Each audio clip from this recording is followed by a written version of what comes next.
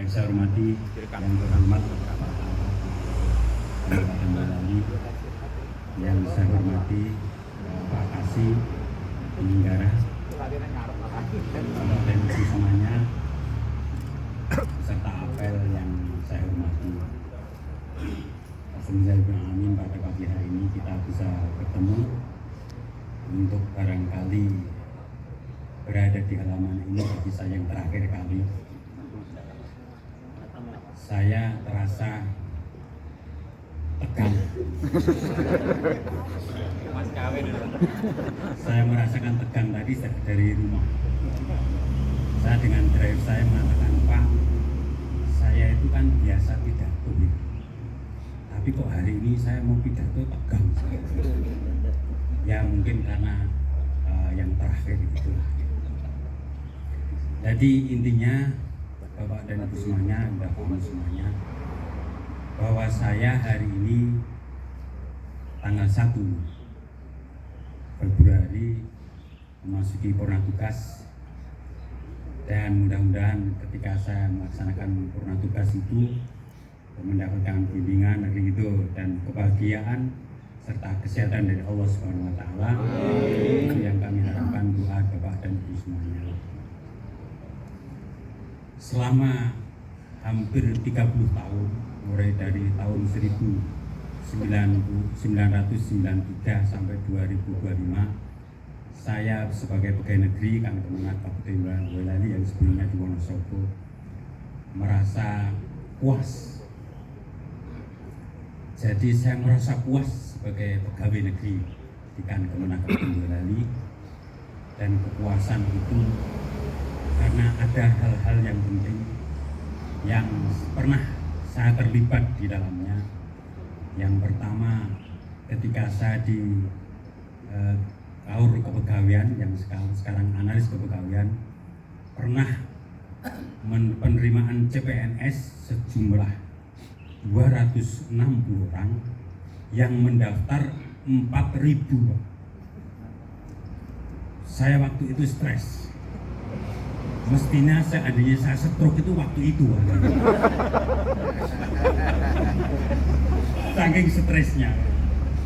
Bayangin aja 4.000. Yang pada 4.000 pendaftar itu bersamaan dengan dinas terkait, dinas pendidikan. Makanya sekolah, madrasah semua dipakai untuk tes. Dan betul-betul luar biasa. Di antaranya dari 260 itu ya Pak Sri Harmoko, Mas Teguh, Mas Musle, Kawa, Mbak Hari, Mbak Ismi, Mbak Yuni, dan lain sebagainya. Artinya ketika saya sudah menjadi kepegawaian, baru pejabat-pejabat kita itu baru masuk. Berarti saya benar-benar senior di sini. Kemudian ketika saya di Jawa itu hanya sekitar 2 tahun, saya merintis cikal bakalnya Basnas. Karena waktu itu Basnas belum ada, sementara kita sudah mendapatkan tahun 99 dari Kementerian Agama untuk pegawai Kemenag harus dicontoh mengeluarkan zakat. Maka kami membentuk LASIS kan Kemenag Kabupaten Boyolali untuk pegawai, dan waktu itu belum ada Basnas. Dalam proses selanjutnya maka dirikanlah Basnas. Jadi Basnas itu ketika perintisan itu saya terlibat, bahkan yang sosialisasi berkaitan dengan undang-undang zakat wakaf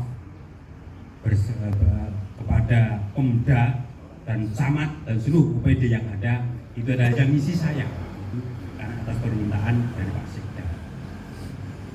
Kemudian di Penamas PK Pontren saya terlibat juga yang satu pembentukan FKUB. Waktu itu FKUB belum ada sama sekali, kami diminta untuk mengkoordinasikan berdirinya FKUB. Walaupun sekarang FKUB itu di bawah Pemda, tetapi rolling atau bidannya itu ada dari Kementerian Agama. Dan juga berdirinya Batko TPG itu adalah kami yang yang terlibat, bukan berarti mendirikan, tapi terlibat untuk didirikannya Batko TPQ. Kemudian di haji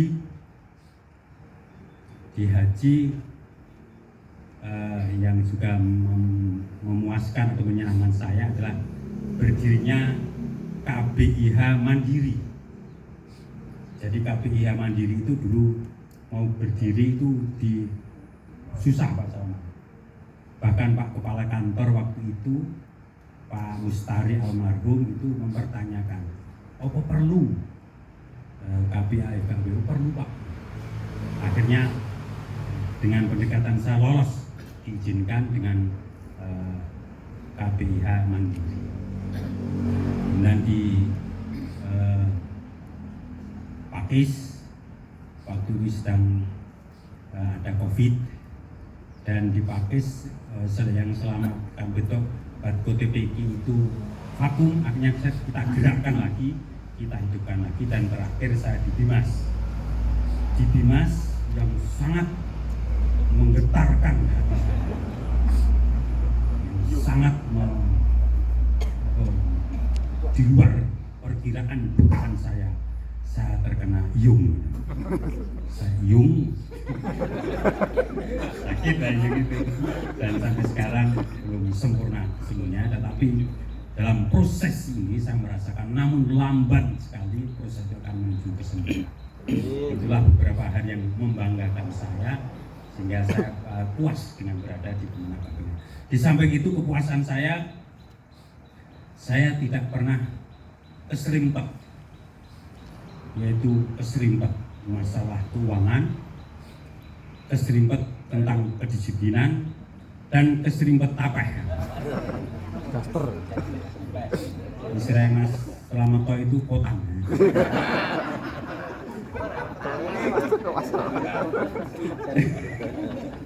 Jadi pernah keserimpet selama 30 tahun itu berkait dengan keuangan. Ketika ada pemeriksaan dari Irjen, semuanya lolos, tidak ada masalah. Termasuk kedisiplinan, saya belum pernah diperiksa berkaitan dengan kedisiplinan, walaupun sering bolos, tetapi bolosnya kan absennya kan Sari.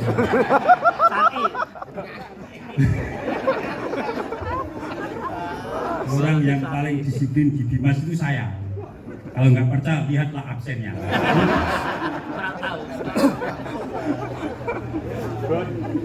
Tidak pernah bolos, walaupun orangnya tidak ada kan. Tapi kan saya punya khadam kan. Khadamnya Mas Lanto.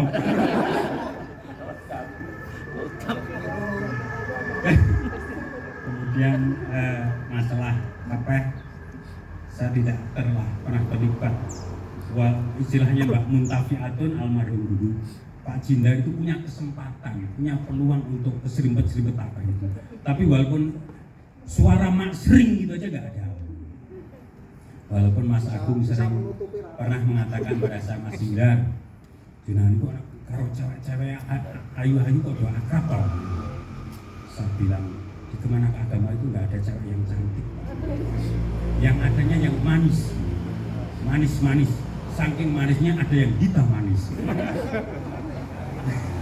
Dan hampir semuanya saya tidak pernah membedakan satu dengan yang lain, adalah sama. Bahkan saya punya, mohon maaf agak lama Pak ya, kemarin dipesan Pak Rosid Rodo Suwira Popo karena terakhir ya. Saya tidak pernah membeda-bedakan antara pegawai dengan sesama, kita adalah sama Pak. Jadi saya punya yang namanya kelompok mantan staf-staf saya ketika saya sejak awal yang kami beri grup STMJ. STMJ itu adalah bukan susu telur cair madu, tapi stafnya Mas Jindar. Mantan stafnya Mas Jindar, bahkan pada waktu bulan awal November kami mengadakan wisata bersama. Mantan staf Mas Jindar itu staf saya mulai dari kepegawaian dulu sampai ke Dimas. Dan itu memang saya merasa mereka lah yang banyak membantu waktu itu. Tanpa mereka kita tidak bisa berbuat apa. Walaupun kasih itu kan kasihan. kasih itu kan enak gitu manis gitu. Yang penting paraf tanda tangan dan sebagainya. Nah itu bagian yang buka diri kan gitu. Itu bagian dari stempel mereka yang baca. Kemudian saya punya anak asuh. Anak asuh itu orang-orang yang dulu berada di umum. Ini mohon maaf Pak Arifin, ketika berada di umum mereka mengeluh, Pak Jindar, saya tuh kayak nggak punya bapak, rata enak sing jajak ya wis nang tak ajak tak anak asuh. Jadi ketika saya di Penamas di Pakis itu ketika ada makanan atau nyanyian apapun itu yang dari umum itu sakfil kesini ada makanan, termasuk juga sering menjajak, bahkan minta sepatu barangnya.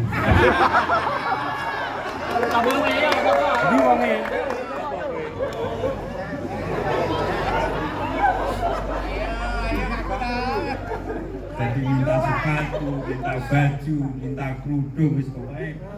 Berarti wedok. Betul Mas ya. Pernah ke Donatello itu toko sana itu mantek gumun Mas. Wong semeno tuku sepatu kabeh langsung difoto, diviralkan. Entah waktu itu wong 13 atau 13 nggak tahu, pokoknya baik sekali.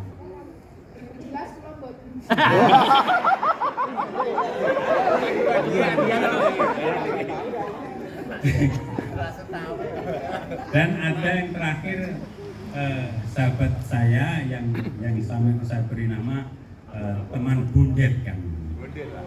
Bundet itu diantara ya Mas Bima, Mas Aris, Agung, Kunjung,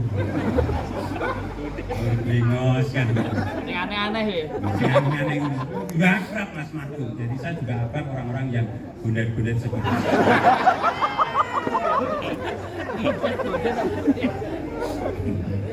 Tenang aja.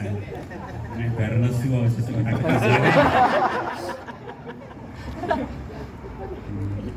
dan yang lain walaupun tidak termasuk 3 hal itu, tapi insya Allah saya termasuk juga yang baik, akrab dan tidak ada beda-bedakan.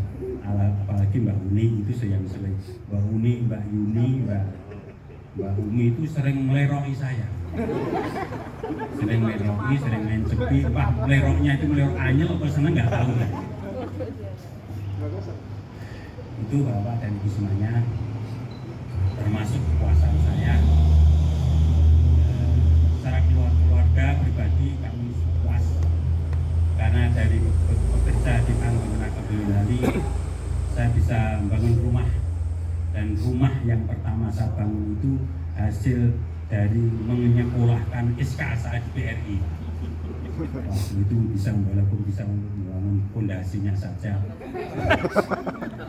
Itu dari karya dari hasil kantor Boyolali. Kemudian anak-anak, istri, saya dapat istri itu karena saya pegawai KUA. Karena mertua saya mengatakan saya kalau punya mantu yang ibaratnya jago itu bisa keluruk. Bisa keluruk itu maksudnya ya bisa pidato kayak gini. Makanya saya diterima sebagai menantunya, dapat istri. Jadi dapat istri itu karena saya KUA. Berbahagialah kepala-kepala KUA itu. Ya keluruk tak.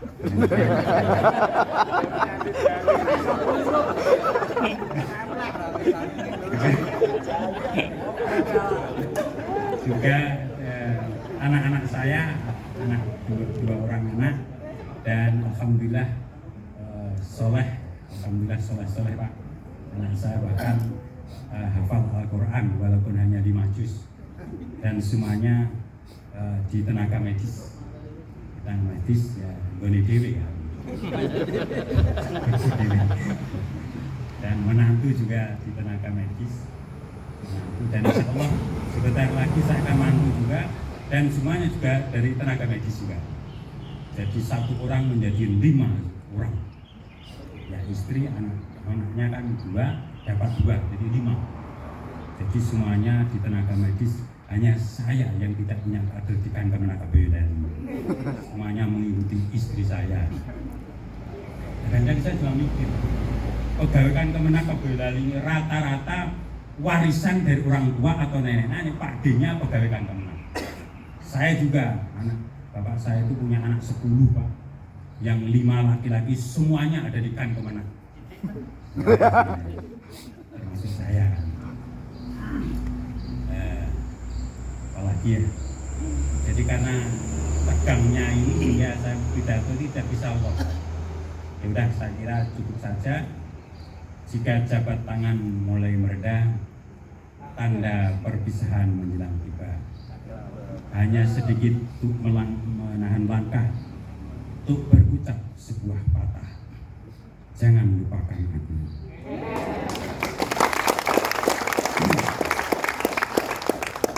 Kita pernah bersama, kita pernah kerjasama, kita pernah hadir dalam meja yang sama, bersama-sama setia sekata.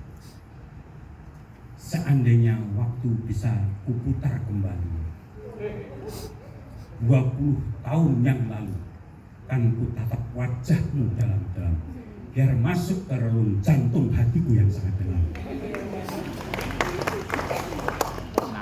Saat ini terpaksa harus berpisah. Perpisahan kita karena memang pensiun hal biasa. Setiap orang pegawai pasti akan pensiun. Makanya ojo nanya aku. Besok ya pensiun akan. Hal biasa. Walau jika waktu bisa kuputar kembali, maka akan ku tatap wajahmu biar masuk ke relung hati yang sama. Terpaksa hari ini harus berpisah. Perpisahan tidak kita kehendaki. Mudah-mudahan perpisahan ini tidak akan membawa perpisahan silaturahmi antara kita semua. Walaupun jauh di mata, dekat di udel. Lalu dekat di hati. Kan hati itu sini, udel itu sebenarnya dekat. Dalam desir angin timur dan barat, dalam riak gelombang matahari, tertabur jiwa kami, merah nyala api kebenaran. Putih suci tulus mengabdi, sungguh indah di haribaan pertiwi. Tegak karena iman, teguh karena ilmu. Semoga bakti kami sebagai pegawai dan kemenak bela yang saya cintai selalu dalam lindungan Allah Subhanahu wa Ta'ala. Yang terakhir, Mbak Ismi rasa nangis. Saya setelah pensiun nanti, sebagai dengan pesan Pak Kepala beberapa waktu yang akan kita ada punya planning apa yang harus kita lakukan ketika kita pensiun. Insya Allah saya pensiun hanya sebagai pegawai negeri, tetapi pengabdian dan pekerjaan untuk umat, untuk masyarakat akan terus saya lakukan selama saya masih memiliki kemampuan. Karena kita punya harapan, keinginan, tapi usia kita semakin tua, kita pun akan merasakan, akan menuju ketuaan itu dan akhirnya akan kembali kepada Allah Subhanahu wa Ta'ala. Merasa do kemati, sebelum kemati. Ya, 100 tahun lagi, 100 tahun yang lalu kita tidak ada, belum ada, dan 100 tahun yang akan datang kita pasti juga tidak ada. Kemana kita akan pergi dan harus kita siapkan dengan planning. Yang pertama, ketika pensiun, saya akan tetap berbakti, mengabdi untuk bangsa, negara, dan masyarakat dan agama. Di Ormas, saya masih menjabat sebagai Wakil Ketua Majelis Ulama Indonesia bersama Pak Asbaktiu sebagai sekretaris dan Gus Iful sebagai teman Wakil Ketua juga. Kemudian di PDM saya Wakil Ketua yang membidangi Majelis Tarjih dan juga membawai KBIA, sehingga insya Allah saya masih bersinggungan dengan Kemenak Kabupaten Bogor.